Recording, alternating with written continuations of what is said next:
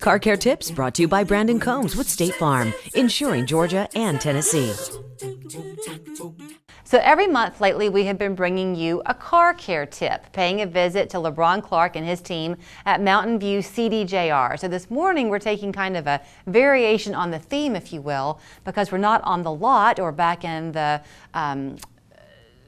Service department shop. Service department. There we go. You know I struggle when I'm here. I can't ever find my words. But we're in the conference room because you're talking with a lot of customers now coming in, LeBron, who are scratching their heads saying, I don't know how to buy a car anymore. The market's changed. I think we were talking earlier off camera about how our parents bought vehicles. It's a lot like that.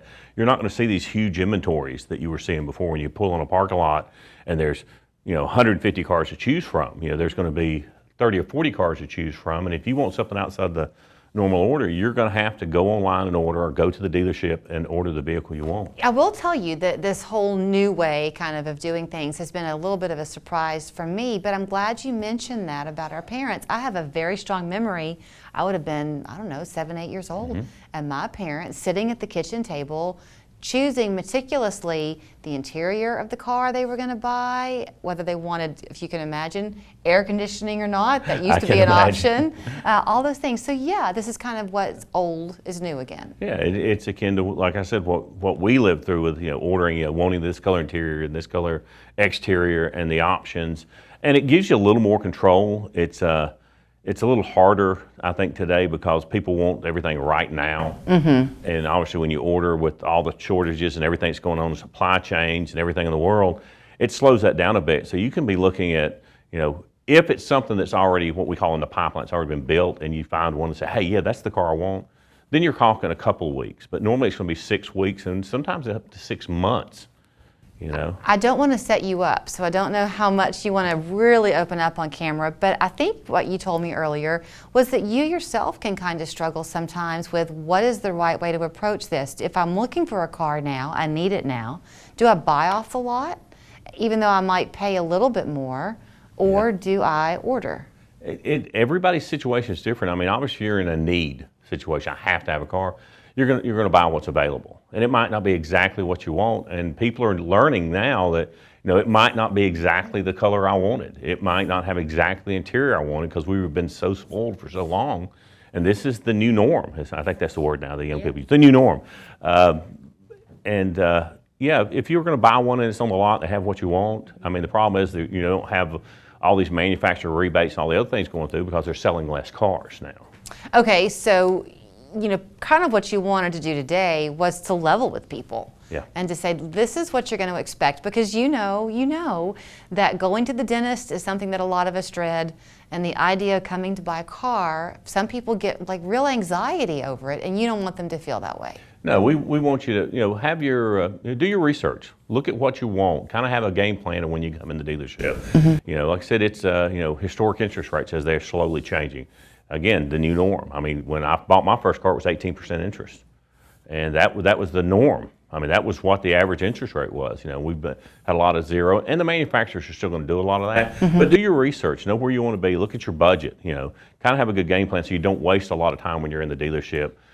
Saying, hey, I want to buy a $40,000 car and I want a $300 payment, because the math just doesn't equate. Right.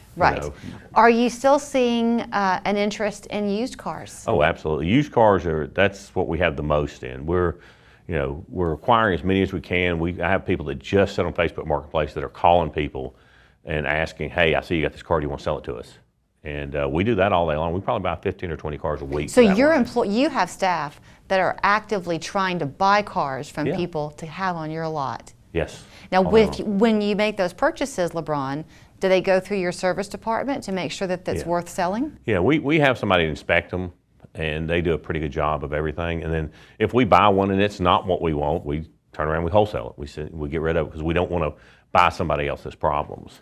Okay, I think you said that if you do decide to order a car, if that's the route you go, it kind of depends. If it's already in the pipeline, you might get yours relatively quickly. Yeah, you could get it a lot quicker. I mean, we had a gentleman the other day came in and he wanted a specific truck, and it wasn't one that was pre-sold, and we found one that we had come in. It came in, I think it was on a Monday, it came in on Saturday. I mean, it was already at the shipping yard, and it was just it was a perfect storm. You're in the You're in the pipeline. Yeah. And do you find yourself scratching, wondering what in the world really is causing the holdup here? Is it the chip issue? Is that what it is? It's a little bit of everything. I mean, we have fuel costs, shipping costs. Ever since everything has happened, a lot of people didn't want to go back to work. So you've got employers finding problems hiring people, and we're very fortunate. We've got a great staff and good people. We haven't lost anybody through all of this. And like I said, you can't get the chip, you can't get the part, you can't get somebody to ship the chips when you get the chips. You can't get them to ship the vehicles, the manufacturer, transportation, fuel cost. So I can't leave, since it's a car care tip, and not let you offer us one. I couldn't think of the word service department because I wanted to make it showroom, and I knew it wasn't that. But you are, in your service department, happy to help anybody, whether they bought their car here or not. So is prevention a big part of the game? Prevention is a big part. Keep your car maintained. I mean, we're coming up on Labor Day. You're getting ready to take a trip. You're getting ready to do some stuff.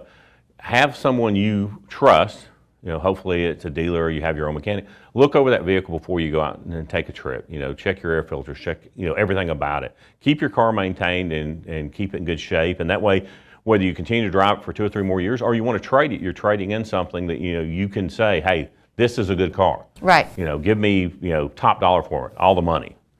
You'll find them happy to help you here at Mountain View CDJR. LeBron Clark, his full team here, they are each expert in what they are doing and want to help you feel comfortable when you're on the road, whether you're off-roading it or just heading to the grocery store like me. Thank you. Count on School Patrol, taking you inside local schools so you know what's happening for yourself, what your students are learning, and the decisions your school boards are making.